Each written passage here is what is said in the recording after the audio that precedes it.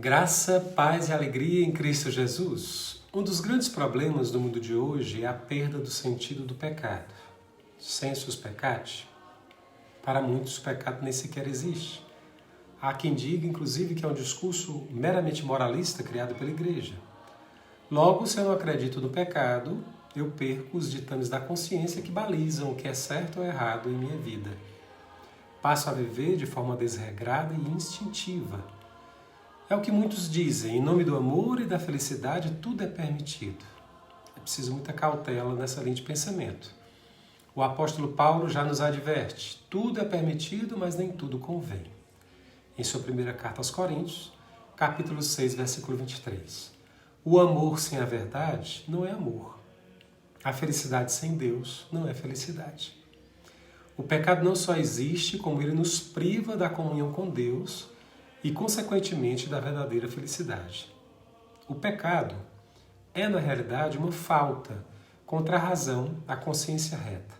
É uma falta ao amor verdadeiro para com Deus e para com o próximo por causa de um apego perverso a certos bens, como nos ensina o Catecismo da Igreja Católica, número 1849. Santo Agostinho e Santo Tomás de Aquino viam-no como uma desordem e diziam que é uma palavra, um ato, um desejo contra a lei eterna. Ainda, para Santo Agostinho, ele é fruto do amor de si mesmo até o desprezo de Deus. No vídeo de hoje nós falaremos sobre os pecados capitais. Os 7 pecados capitais têm esse nome porque estão na origem dos outros pecados que nos separam do amor de Deus. Essa doutrina possui farta base bíblica e teológica, sendo parte do ensino moral cristão mais elementar. A lista dos 7 pecados capitais foi formalizada no século VI pelo Papa Gregório Magno, tendo como base as epístolas de São Paulo, e foi assumida formalmente pela Igreja somente no século XIII, com a Suma Teológica de Santo Tomás de Aquino. Capital deriva do latim caput, que significa governo, cabeça, líder. Esse documento explica em que esses 7 pecados diferem dos outros. São como os líderes de todos os outros pecados e como deles derivam as outras faltas contra Deus. O estudo dos pecados capitais é importante porque se reflete na libertação espiritual do indivíduo que adere à Igreja. Afinal, que pessoa pode se declarar livre se na verdade é uma prisioneira das suas próprias fraquezas e inclinações? Foi justamente para que fôssemos livres, plenamente livres, que Jesus Cristo se entregou em santíssimo sacrifício. Assim, é que para alcançarmos uma vida livre e feliz, repleta da graça de Deus, é muito útil conhecermos os pecados capitais. E eles estão presentes em nossas vidas hoje, do mesmíssimo modo como estavam nos tempos antigos. E, infelizmente, como sempre estarão, até a hora da libertação final. Capital quer dizer essencial, fundamental. Isto é, o mais importante, aquilo que está no centro de uma questão. Pecado capital, portanto, é o pecado mais importante, o que dá fundamento a tudo que é prejudicial para nós. É chamado também de pecado hegemônico. Foi no século IV que São Gregório Magno e São João Cassiano definiram os pecados capitais em número de 7. Quais são os pecados capitais?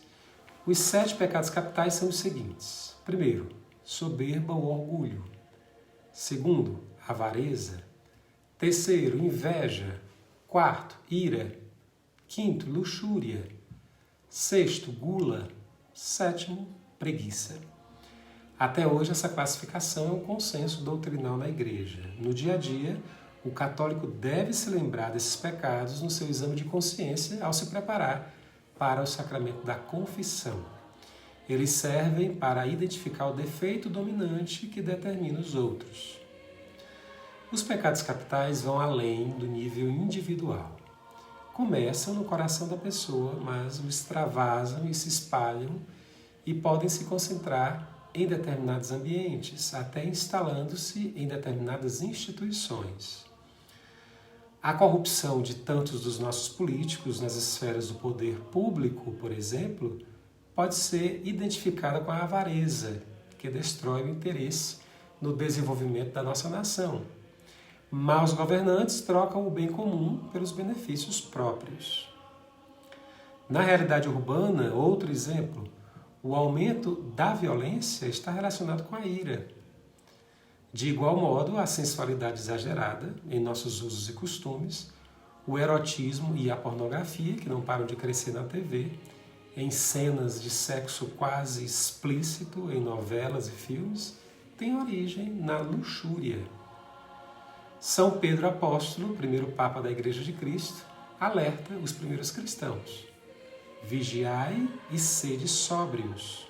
Primeira carta de Pedro, capítulo 5, versículo 8. Devemos, portanto, fortalecer o nosso espírito a fim de evitar que os pecados capitais tomem conta. Estudar e entender os pecados capitais é de grande proveito para o progresso espiritual e a santidade do católico. A prática da penitência é, nesse sentido, um meio eficaz no combate aos pecados capitais. Vale a pena lembrar que penitência não é só jejuar e se privar de coisas das quais gostamos. Penitência também é prestar atenção a si mesmo, observar os próprios pensamentos, que por consequência controlam os nossos atos e o nosso modo de ser e viver. Ser tentado não é pecado. Pecado é ceder à tentação. Também a humildade é uma virtude e um fator necessário na equação da luta contra o pecado. Sem humildade, ninguém incorpora virtude alguma. Santa Teresa d'Ávila, a grande Santa Teresa, considerava a humildade como o chão das virtudes, isto é, a base sobre a qual se apoia a vida cristã. Na vida dos santos encontram-se inúmeras atitudes de humildade. São Francisco de Assis possuía um desprendimento tão grande que chamava a pobreza de irmã. Caso encontrasse pelo caminho alguém com vestes em piores condições do que a que ele mesmo usava, não hesitava um segundo em trocá-la com aquele seu próximo carente. Pecados capitais, então, amados irmãos e irmãs, são como as cabeças, os pontos de partida para outros pecados. Os demais erros que cometemos são sempre uma variação de um dos pecados capitais ou uma combinação deles. Veja bem, soberba ou orgulho ocorre quando nos consideramos de algum modo superiores às outras pessoas. Você se torna o seu próprio Deus e a glória de tudo que você faz sempre vai para você mesmo. O seu eu torna-se o centro do universo e quando erra tem sempre uma justificativa pronta. Confira na sua Bíblia depois em Eclesiástico, capítulo 10, versículo 15 e Carta de São Paulo aos Romanos, capítulo 3, versículo 27. Avareza, amor ao dinheiro. O dinheiro torna-se tudo na vida e você crê que com ele pode comprar tudo de que precisa, inclusive pessoas. Seres humanos passam a valer menos que seu dinheiro. O dinheiro como Deus é o único tipo de idolatria condenado diretamente por Jesus Cristo. Você pode conferir em sua Bíblia no Evangelho de São Mateus, capítulo 6, versículo 24. Primeira carta a Timóteo, capítulo 6, versículo 10. Evangelho de São Marcos, capítulo 10, versículo 21 a 22. Luxúria, fazer-se escravo dos prazeres sexuais. A vida passa a girar em torno da sensualidade carnal.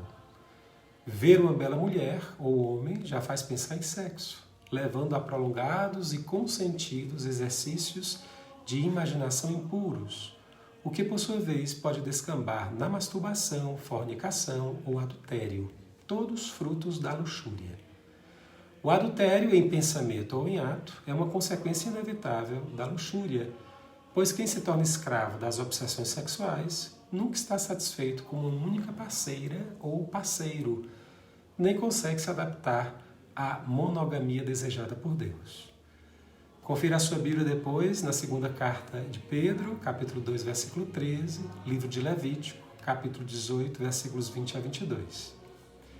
Ira, indispor-se, inflamar-se raivosamente, ofender ou brigar mesmo sem motivo, guardar mágoa ou rancor de alguém, praticar o pecado da ira é não perdoar as 70 vezes 7 que Jesus manda. conforme vemos no Evangelho de São Mateus, capítulo 5, versículo 22 e capítulo 23, versículo 27. Gula, comer demais, mesmo sem ter fome. Quando já nos saciamos, mas continuamos mandando comida para dentro, apenas por prazer. Isso é sinal de que o ato de comer tornou-se vício. Muita gente não se dá por satisfeito enquanto não sentir literalmente a barriga estufar, comem quase até passar mal. Além de prejudicial à saúde e levar à obesidade, este hábito é um grave pecado diante de Deus. Confira a carta de São Paulo aos Filipenses, capítulo 3, versículo 19. E o livro de Isaías, capítulo 5, versículo 11. Inveja é quando queremos ter algo igual àquilo que o nosso próximo possui, mesmo que não exista a necessidade, só para que não nos sintamos inferiores. Pior ainda, é desejar o mal para uma pessoa que tenha algo que nós não temos, seja sua beleza, habilidade, amizades, emprego, bens materiais, etc. Confira o livro de Sabedoria, capítulo 2, versículo 24. Livro do Gênesis, capítulo 4, versículo de 1 a 18. Preguiça.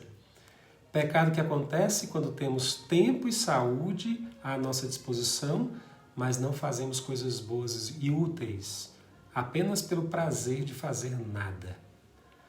Não é pecado o justo descanso, nem o tempo empregado no lazer e no relaxamento físico e mental, mas sim o ato de se desperdiçar sistematicamente as oportunidades que recebemos para realizar coisas boas para a nossa vida e ou para as vidas dos nossos próximos. Preguiça está relacionada ao desânimo, à apatia, à indolência, ao desleixo. É um desejo crônico de descansar, mesmo que não se esteja cansado. Você pode conferir no livro do Eclesiástico, capítulo 33, versículos 28 a 29, Provérbios, capítulo 24, versículo 30 a 31.